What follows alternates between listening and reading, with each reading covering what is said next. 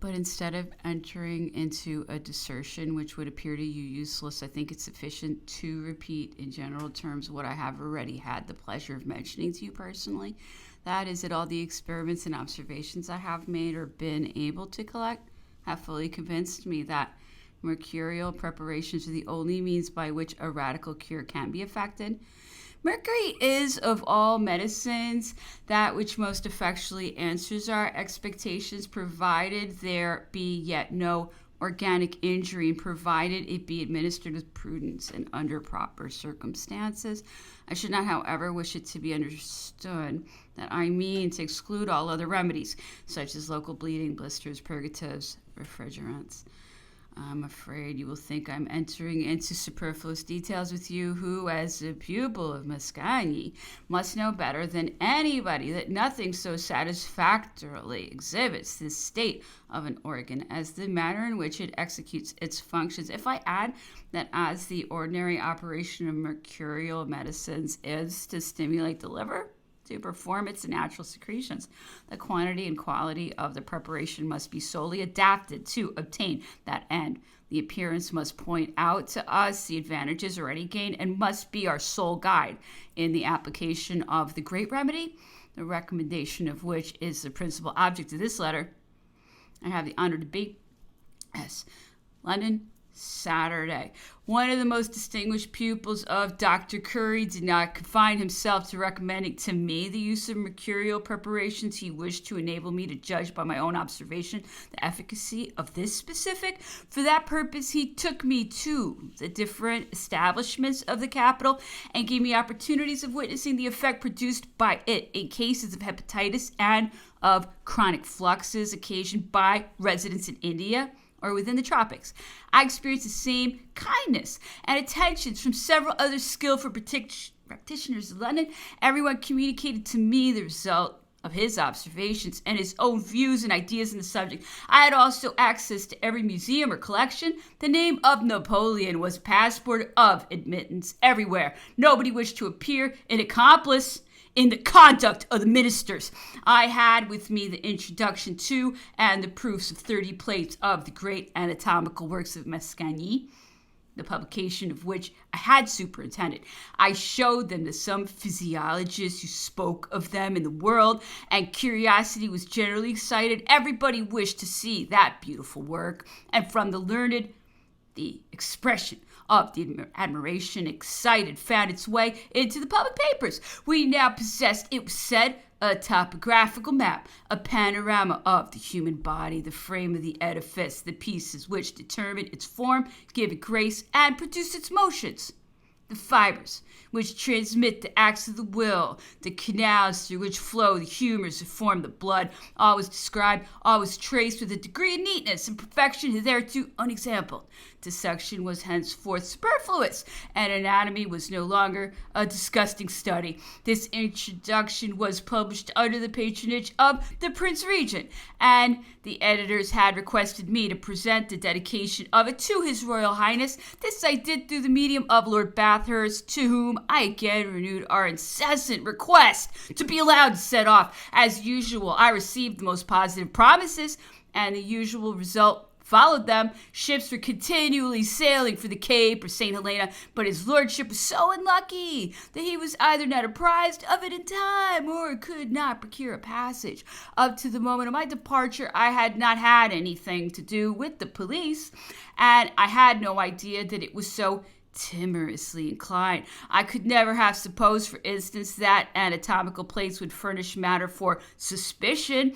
I thought that there could be no difficulty opposed to my taking them with me, but I found the case different. In the present age, everything conspires, and muscles and tendons might compass the death of kings or communicate with usurpation. I interceded with Lord Bathurst on their behalf and requested him to allow me to make them, the companion of my exile, and to get from Europe the books that were necessary to enable me to complete the work. But his lordship gave me an answer that was far from being satisfactory.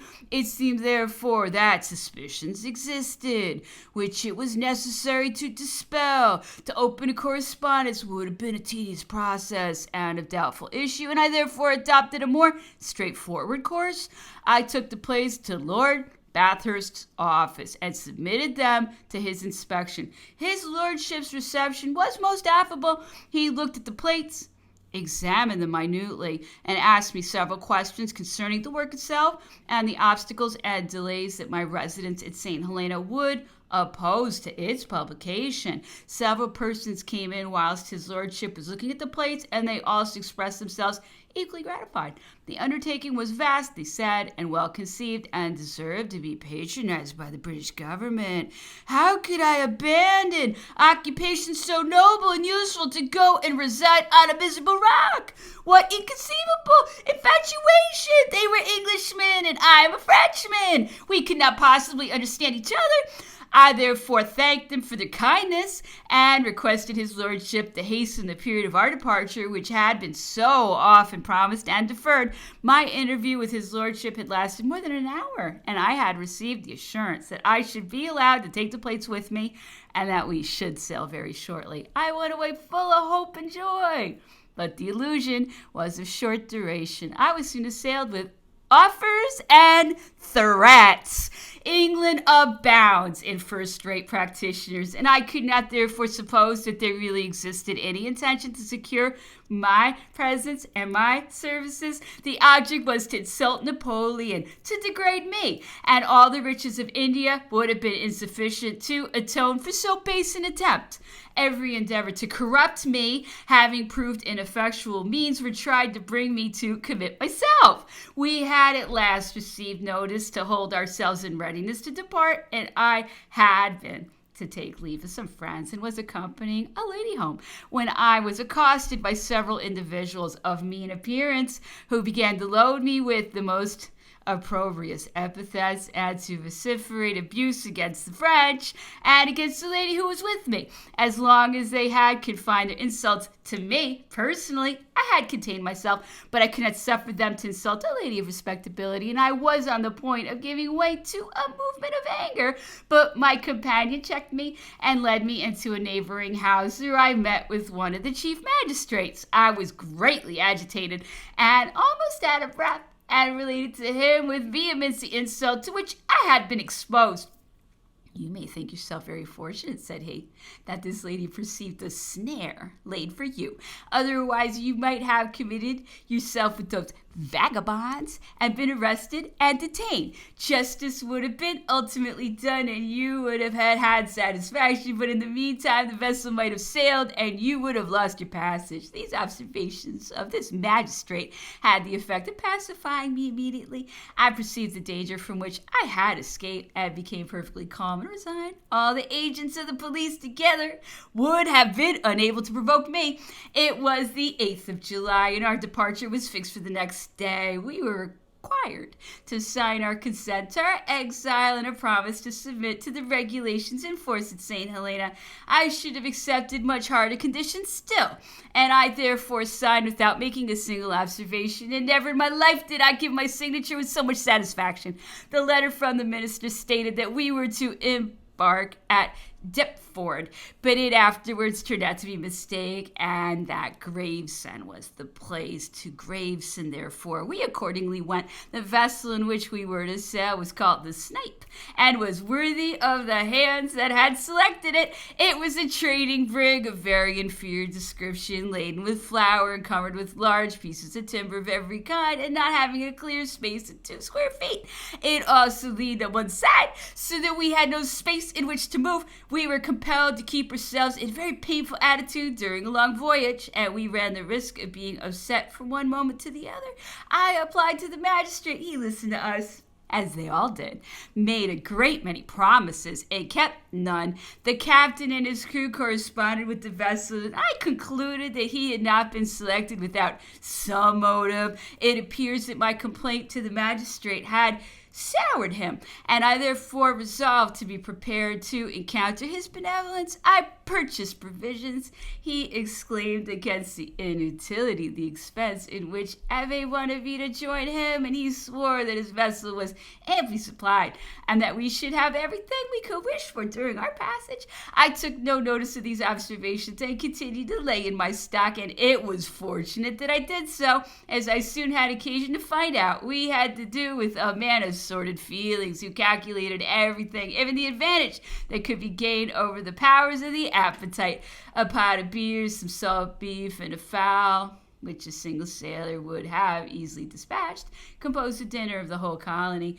This was a slight diet, no doubt, but what was to be done? We were assailed by storms, and he only replied to our complaints by relating stories, inculcating resignation. He had observed in particular that the apostolic prefect was displeased. We were just leaving the Bay of Biscay, and the storm was subsiding. He came and sat by the side of him, and related to us with apparent indifference that his usual navigation was between Alexandria and Jeddah, and that he conveyed pilgrims from one of those places to the other.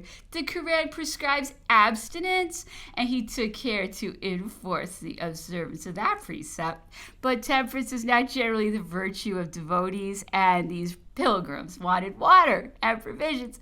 All the springs and all the productions of the coast would not have sufficed had he not found out that his horsewhip, the hold, and the sea furnished with less expensive means of putting an end to their murmurs.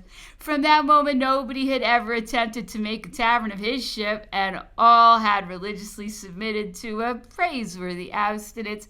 Having finished this story, he got up and went away, giving several orders to the sailors in a very loud tone of voice, and left the missionary to reflect upon what he had heard. This hint produced its due effect. From that moment, the holy man found everything good and ceased to complain. My turn came next. The weather had become fine. A favorable wind filled our sails, and we were in sight of Mogador. Our provisions were nearly exhausted. We had no more fresh meat, vegetables, nor fermented liquors, and even our water was nearly out, so that we were on the point of finding ourselves destitute of everything. Suffering horribly from seasickness, I could not myself eat anything, and I therefore cared little about being on short commons, but the other passengers were dying with hunger, and I could not bear to see it. I accordingly went to the captain, reproached him severely for his conduct, and summoned him to go ashore and purchase provisions. He refused and spoke of subordination, but all the crew joined with me. I offered to purchase the provisions on my own account. He consented, and I gave him the money. I wanted to accompany him, but he obstinately refused and persisted in going alone. The vessel was lying to, the motion had ceased, and I found myself better. I took advantage of that moment to observe the coast of the town of Mogador.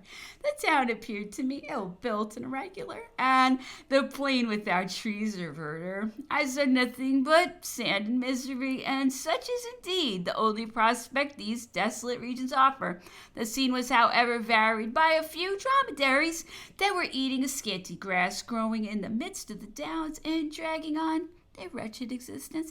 An immense cloud of dust appeared at a distance. I took my glass in order to ascertain what had raised it, and saw camels, asses, and beasts of burden. I was busily engaged observing this spectacle when the captain returned with his boat. He had brought no provisions with him, and seemed to be in a most violent passion. We tried to ascertain what could have produced it. I asked him what mishap brought him back with empty hands, but he was giving orders to tack and did not answer me. It was only after we were out at sea again that he told us Mogador was a horrible place, that he had not been able to dispose of his timber, and that nobody had come forward to make him any offer. But the provisions? The provisions! I wanted to sell my planks. And it is for that purpose that you went ashore? What other motive could induce me to go? Starve us in this way? We are now close to Cape Verde. Leave us without meat or biscuits? The distance is less than from Bab el-Mandeb to Jeddah. An immense voyage, like that from Iambo to Qusair. Putrid water.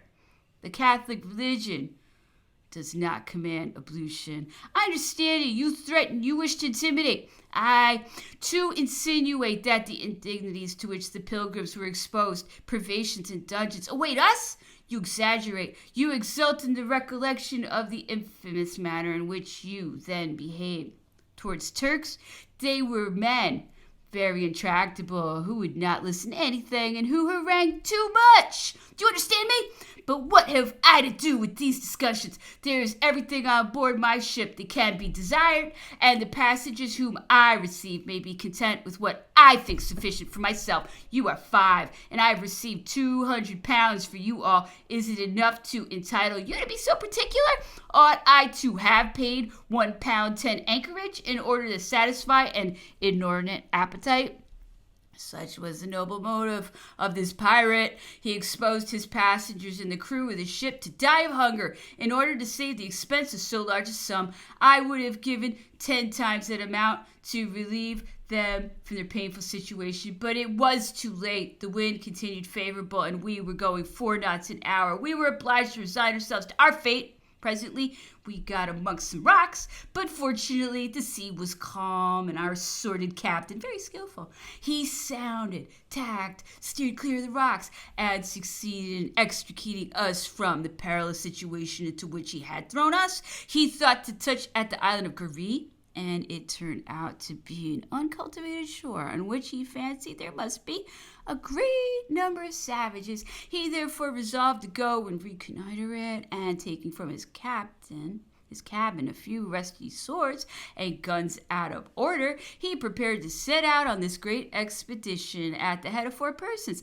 The apostolic prefect would not remain inactive in an occurrence of so much importance. The crew were going to subdue nations. He sent Vignali to baptize them.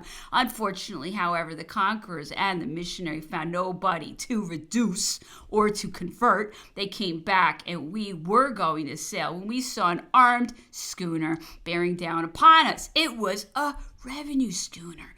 Surprised to see a vessel on the spot where we were detained by the warlike disposition of our captain, they suspected us of fraudulent intentions and came in and chased us. They asked us who we were, whence we came, and whither we were going. We told them, and immediately we found ourselves warmly greeted and welcomed. We were in fact quite at home. I went ashore in spite of the captain's remonstrances to recruit myself a little after the fatigues and privations I had experienced.